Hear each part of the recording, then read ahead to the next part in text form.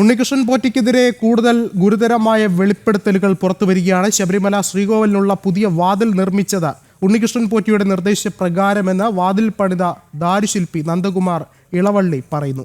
ബംഗളൂരുവിലാണ് ഈ ഒരു പുതിയ വാതിലിന്റെ പണി പൂർത്തിയാക്കിയത്. നേരത്തെ ഉണ്ടായിരുന്ന വാതിലിലെ സ്വർണം പൂശിയ ലോക്കുകൾ തന്നെ വീണ്ടും ഉപയോഗിച്ചു. ഇപ്പോഴത്തെ വിവാദമുണ്ടായതിന് 4 ദിവസം മുൻപ് ഉണ്ണികൃഷ്ണൻ പോറ്റി തന്നെ വിളിച്ചിരുന്നു. ബംഗളൂരു ജാലഹള്ളി അയ്യപ്പ ക്ഷേത്രത്തിലും സ്വർണ്ണപ്പാളി പ്രദർശിപ്പിക്കാൻ ശ്രമം നടത്തി.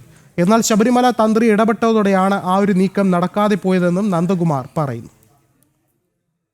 വാതില് മരം എടുത്തത് തൃശ്ശൂരിൽ നിന്ന് ചൊവ്വൂരുള്ള ജോൺസന്റെ കടയിൽ നിന്നാണ്. പിന്നെ അത് നിർമ്മിച്ചത് ബാംഗ്ലൂര് ശ്രീരാമപുരം ക്ഷേത്രത്തിൽ വെച്ചിട്ടാണ്.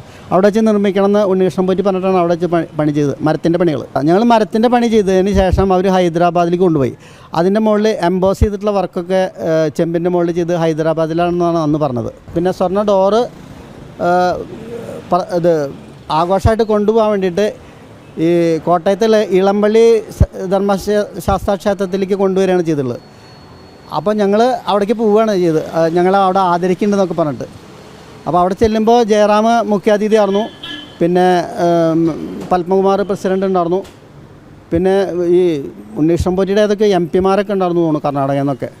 പിന്നെ സ്പോൺസർമാരൊക്കെ ഉണ്ടായിരുന്നു എന്നാണ് അന്ന് പറഞ്ഞത്. എന്നിട്ട് ആഘോഷപൂർവ്വം അവിടെ കൊണ്ടുപോയി. ഞങ്ങളുടെ വണ്ടിയിലാണ് പോയത് പമ്പയ്ക്ക്. പമ്പയിൽ നിന്ന് പിന്നെ ഞങ്ങൾ ഈ ഡോറായിട്ട് ട്രാക്ടറിൽ ശബരിമലയ്ക്ക് പോയി. ഈ ദ്വാരപാലക ശില്പത്തിൻ്റെ ഒരു 4 ദിവസം മുമ്പ് പത്രത്തിൽ വന്നതിന് ശേഷം പറയണം കേട്ടോ. 4 ദിവസം മുമ്പ് അദ്ദേഹം വിളിച്ചിട്ട് ചോദിച്ചു, ശബരിമല ശ്രീകോവിലിൻ്റെ സ്വർണ്ണവാതിൻ്റെ അടിയിൽ എലി കിടക്കാതിരിക്കാൻ വേണ്ടി ഒരു ചെമ്പിൻ്റെ ഒരു പാളിയിട്ട് ഫിറ്റ് ചെയ്തിട്ടുണ്ടോ ചോദിച്ചു എന്നോട്.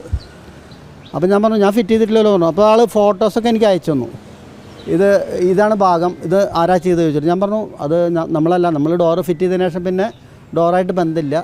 ജലഹള്ളി അയ്യപ്പ ക്ഷേത്രത്തിലേക്ക് അത് കൊണ്ടുവരണ്ടെന്ന് പറഞ്ഞിട്ട് അന്ന് ആളുകളൊക്കെ കാത്തിരുന്നു അവിടെ.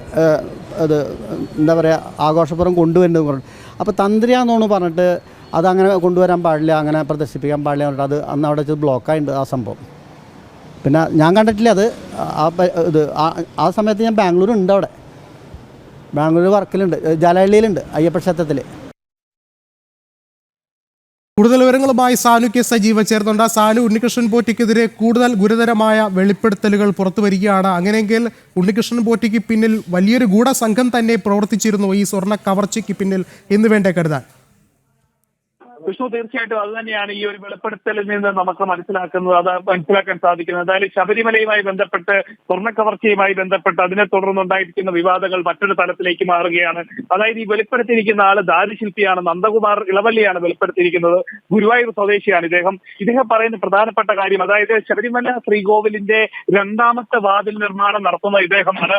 ഈ വാതിൽ നിർമ്മിക്കുന്നതിന് വേണ്ടിയിട്ടുള്ള തടിയെടുത്തത് തൃശ്ശൂരിൽ നിന്നാണ്. അതിനുശേഷമുള്ള നിർമ്മാണ പ്രവർത്തനങ്ങൾ നടത്തിയിട്ടുള്ളത് ബംഗളൂരുവിലാണ്. ബംഗളൂരുവിലെ അയ്യപ്പ ക്ഷേത്രത്തിൽ, ശ്രീരാംപുര അയ്യപ്പ ക്ഷേത്രത്തിൽ വെച്ചാണ് അതിന്റെ നിർമ്മാണം നടക്കുന്നത്. ബാക്കിയുള്ള പ്രവർത്തനങ്ങൾ ചെമ്പ് പൊതിയുന്ന ഹൈദരാബാദിലും ഒപ്പം സ്വർണം പൂശിയത് ചെന്നൈയിലുമാണെന്ന് ഇദ്ദേഹം പറഞ്ഞു വെക്കുന്നു. അതായത് സാധാരണ നിലയിൽ ഒരു ക്ഷേത്രത്തിന്റെ ശ്രീകോവിലിന്റെ വാതിലൊക്കെ നിർമ്മിക്കണമെങ്കിൽ അതുമായി ബന്ധപ്പെട്ടുകൊണ്ട് തടിയെടുക്കുന്ന പ്രദേശത്തെ ഏതെങ്കിലും ക്ഷേത്രത്തിലോ അല്ലെങ്കിൽ ആ ക്ഷേത്രത്തിൽ തന്നെ വെച്ചിട്ടോ നിർമ്മിക്കാൻ പറ്റുന്നതാണ്. എന്നാൽ ഇവർ അങ്ങനെയല്ല ചെയ്തത്. ഉണ്ണികൃഷ്ണൻ പോറ്റിയുടെ നിർദ്ദേശത്തെ തുടർന്ന് അത് ബാംഗ്ലൂരിൽ നിർമ്മിക്കുന്നു. അതിനുശേഷം ചെമ്പ് പൊതിഞ്ഞത് ഹൈദരാബാദിൽ, ഉണ്ണികൃഷ്ണൻ പോറ്റിയുടെ പ്രത്യേക നിർദ്ദേശത്തെ തുടർന്ന് അത് ഹൈദരാബാദിൽ വെച്ച് ചെമ്പ് പൊതിയുന്നു. അതിനുശേഷം സ്വർണം പൂശിയത് ചെന്നൈയിൽ വെച്ചിട്ടുമാണ്.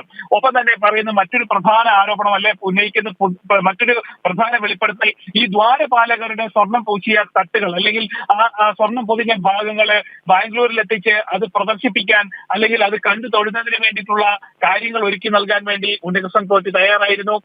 അത് കണ്ടു തൊഴാൻ വേണ്ടി ആ സ്ഥലത്തേക്ക് എത്താൻ വേണ്ടി കർണാടകയിലുള്ള പ്രമുഖ MP മാരടക്കം തയ്യാറായിരുന്നു. ഒപ്പം തന്നെ വ്യവസായ ഭീമന്മാരടക്കം ഇവിടേക്ക് എത്തിയിരുന്നു എന്നടക്കമുള്ള ഗുരുതര ആരോപണങ്ങളാണ് ഉന്നയിക്കുന്നത്. ഒപ്പം തന്നെ ഇതിന് പിന്നിൽ വലിയ സാമ്പത്തിക ഇടപാടുകളും നടന്നിട്ടുണ്ടെന്നും ഈ നന്ദകുമാർ വ്യക്തമാക്കുന്നു. ശരി, സാനു ആണ് വിവരങ്ങൾ നൽകിയത്.